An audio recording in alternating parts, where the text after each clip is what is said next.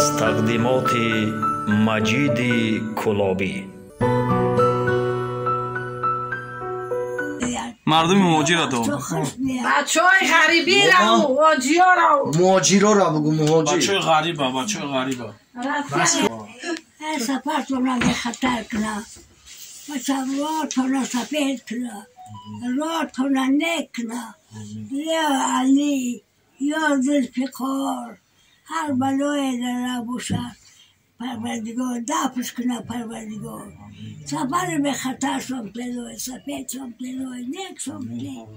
کجایی که برای سفر به خطر سمته سفر نک سمته برای سخت سلامت بخیدم بیاید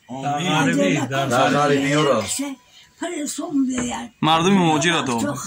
بچه های غریبی را و موجی ها را مهاجرا را بگو مهاجر. بچه غریبه بچه غریبه مسکوال کل میکنه غریب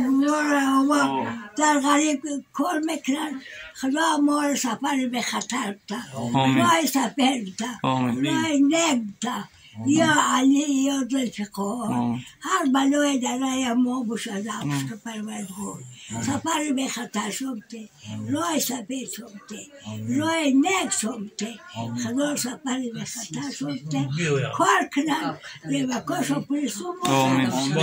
پدر و مادر بیایم دیگه یکی شود به وکا پریسون و خانه شونه بیان و خنده بیان خوشو نکنن به اقبالشو نکنن و کسب کارشون برکت بده. الله اکبر الله اکبر.